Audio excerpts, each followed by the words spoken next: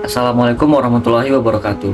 Nah, pada video kali ini kita akan membahas mengenai NLP, Natural Language Processing, mengenai analisis sentimen tentang opini film pada dokumen Twitter berbahasa Indonesia menggunakan BERT, Fine Tuning Classification.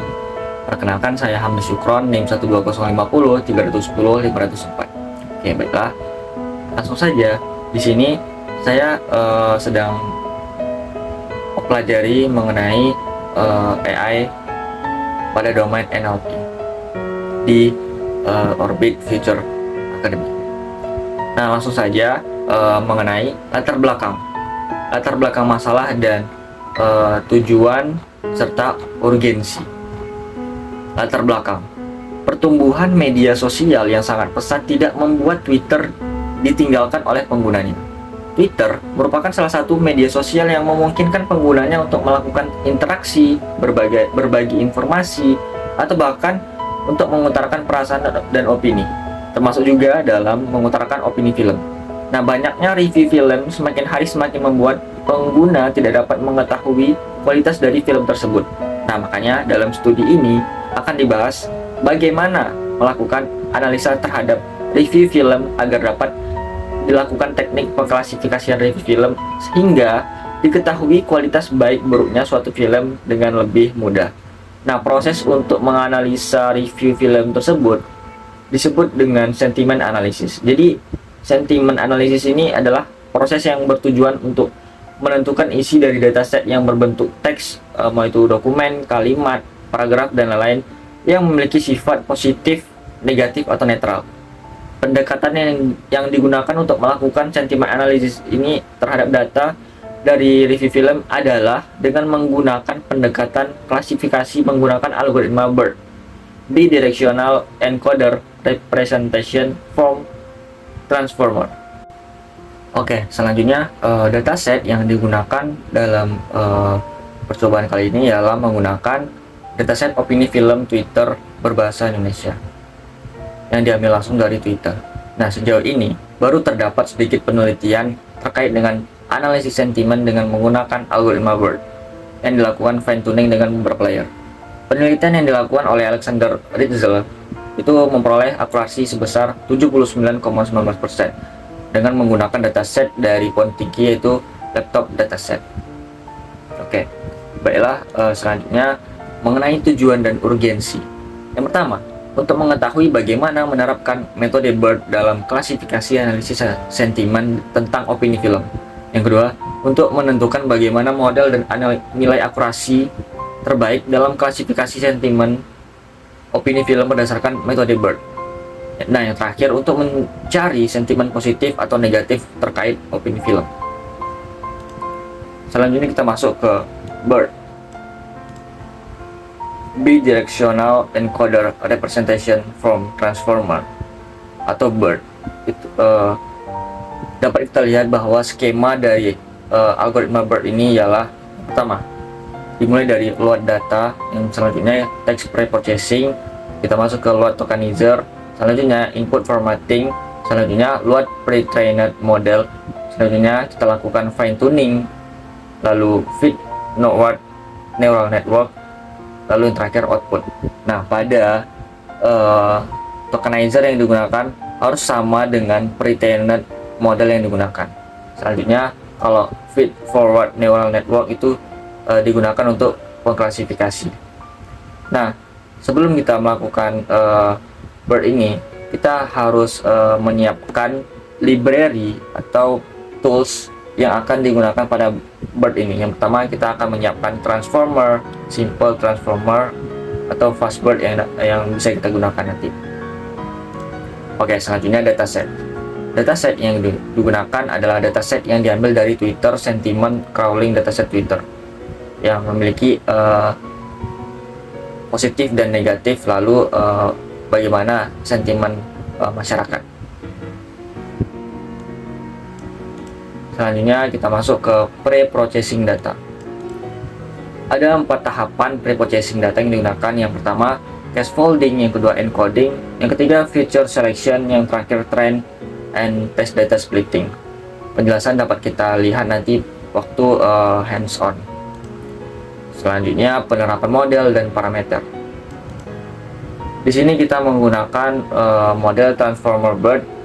Yang pertama epoch-nya 5, batch size-nya 32, learning rate-nya 5e kurang 5. Selanjutnya performa model yang dihasilkan atau insight. Di sini kita melakukan perbandingan menggunakan ordinal encoder dan juga menggunakan label encoder. Nah, pada ordinal encoder dapat kita lihat bahwa nilai akurasinya itu 95%, sama bahwa di label encoder juga 95%. Jadi memiliki akurasi yang sama pada kedua model ini, tetapi memiliki jenis perbedaan grafik dan juga perbedaan precision, recall, dan supportnya. Selanjutnya kita akan masuk ke analisis hasil akhir dan demo menggunakan Google Colab. Baiklah, di sini saya akan melakukan demo menggunakan Google Colab. Menggunakan algoritma BERT, yaitu yang alurnya yang pertama load data, text processing, load tokenizer, input formatting, load pre-trained model, fine tuning, feed forward neural network, dan yang terakhir output. Catatan, tokenizer dan model harus dari pre-trained model yang sama. Oke, baiklah, yang pertama seperti biasa kita akan melakukan install dan import library. Yang pertama di sini kita import random, numpy, pandas, matplotlib, seaborn, lalu dan juga tensorflow. Di sini kita menggunakan tensorflow versi 2. Selanjutnya kita melakukan install transformer. Selanjutnya kita lakukan import transformer. Selanjutnya langkah yang kedua ialah data acquisition. Kita akan melakukan import dataset, yang di sini kita menggunakan dataset dari GitHub dari akunnya Rizal SP. Di sini kita langsung saja mengcopy dari raw dataset GitHub-nya.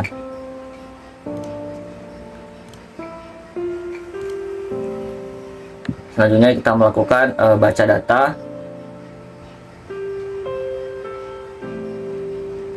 Selanjutnya kita akan melihat negatif positif yang ada di dalam dataset, yaitu terdapat 100 atribut negatif dan 100 atribut positif.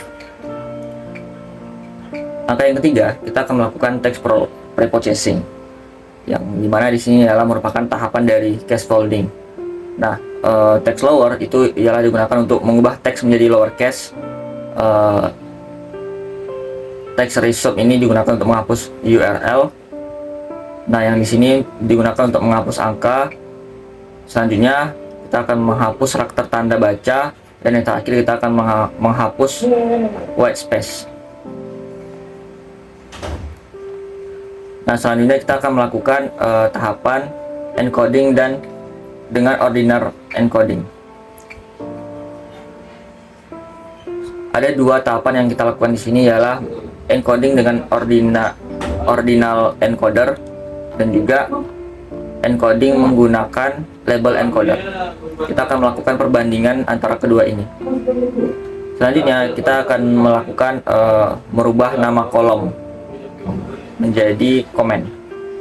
Selanjutnya kita melakukan fitur selection, yaitu menghapus data yang ada missing value. Selanjutnya kita melakukan print data. Nah, di sini sudah hilang ID dan juga tidak ada missing value. Di sini ada sentiment dan juga comment.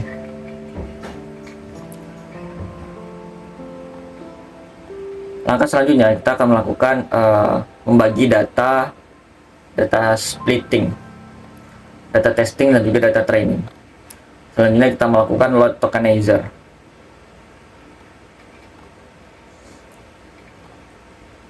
Di sini kita lakukan menentukan pre-trained model yang akan digunakan untuk fine tuning dan juga daftar model yang dapat kita temukan di Hugging Face. Nah, BERT tokenizer ini kita akan melakukan load tokenizer dari pre-trained model yang akan kita download. Selanjutnya kita akan melakukan lihat vocabulary dari pre-trained model yang telah di load sebelumnya. Nah, ini merupakan contoh tokenisasi di mana kita mengambil data indeks kelima pada data frame. Langkah selanjutnya ialah input formatting. Teks harus dipecah menjadi token sebelum dimasukkan ke BERT. Kemudian, token tersebut harus dipetakan ke indeks pada kosakata tokenizer yang telah di-load sebelumnya. Tokenisasi ini harus dilakukan oleh tokenizer yang disertakan dengan BERT. Nah, ini merupakan contoh input formatting untuk BERT. Untuk formatting dapat digunakan fungsi encode plus. Fungsi dari encode plus ini yaitu mengembalikan 3 nilai input each, token type each, attention mask.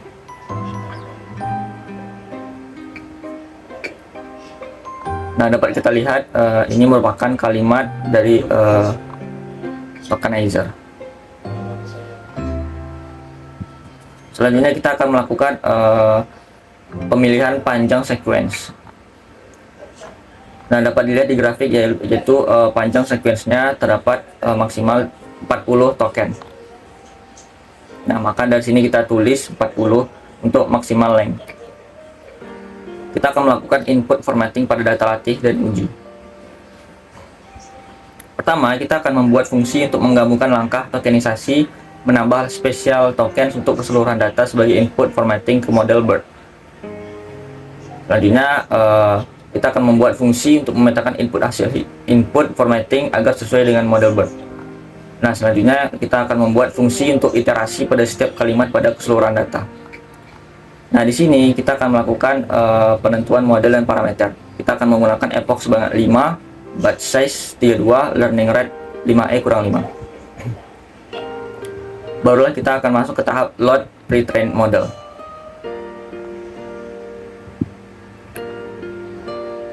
Kita akan menentukan optimizer dengan learning rate tertentu yang kita tentukan tadi.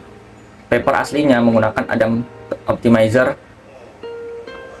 Nah, karena tidak menggunakan one hot vector, sehingga loss function dapat menggunakan sparse categorial cross entropy.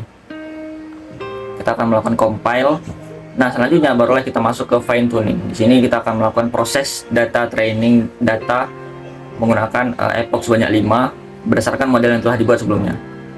Kita akan membuat fungsi untuk plotting hasil training ini. Nah, dapat dilihat bahwa plottingnya grafik menunjukkan akurasi dan loss. Dapat dilihat bahwa epoch yang pertama itu memiliki valuasi akurasi 0,75 dan valuasi loss 0,54. Hingga seterusnya, epoch yang kelima yaitu trend akurasinya 99%, trend lossnya 0,02, valuasi akurasinya 75%, dan valuasi lossnya 0,79. Baiklah, selanjutnya kita akan melakukan evaluasi model. Di sini kita akan mencari akurasinya. Dapat dilihat bahwa nilai akurasi dari model tersebut ialah loss 0,2, akurasi 0,95. Nah, dari sini kita akan menentukan conversion matrix. Dapat dilihat bahwa akurasinya 0,95.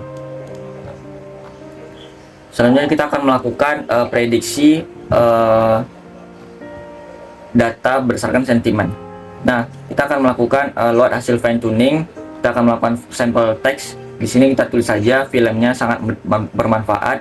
Terus menginput kode encodenya. Selanjutnya kita akan melakukan prediksi softmax function untuk mendapatkan hasil klasifikasi.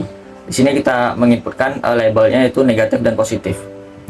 Setelah itu kita print apakah prediksinya sesuai atau enggak. Nah, dapat dilihat dari print input teksnya adalah film sangat bermanfaat ini ialah termasuk ke dalam label positif. Jadi benar ya. Kita dapat melakukan simple deployment using Gradio. Di sini kita akan melihat bagaimana implementasi langsung menggunakan Gradio berdasarkan deploymentnya. Kita menggunakan Gradio, ya udah kita install Gradio, terus kita melakukan modelan dengan Gradio. Nah, dapat kita lakukan input dari teksnya, kita contohkan filmnya sangat bermanfaat. Submit.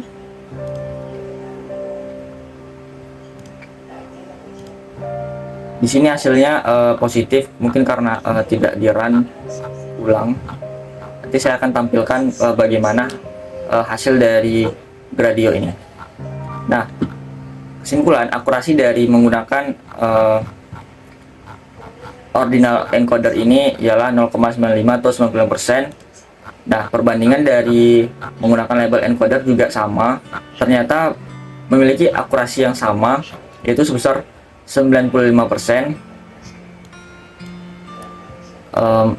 Namun berbeda dari confusion matrixnya, yaitu dari sisi precision, recall, dan supportnya.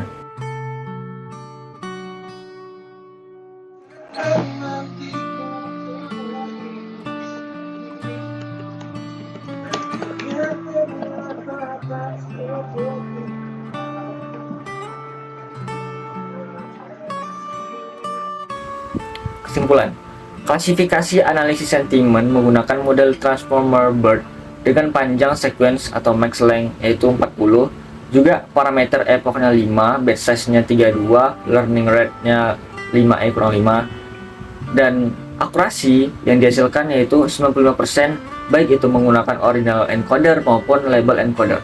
Nah, model yang dilatih mampu melakukan prediksi dengan akurat pada data baru, terbukti dengan simple deployment yang telah dibuat. Baiklah, cukup sekian dari presentasi yang saya lakukan. Lebih dan kurang saya mohon maaf. Wabillahi taufiq wal hidayah. Assalamualaikum warahmatullahi wabarakatuh.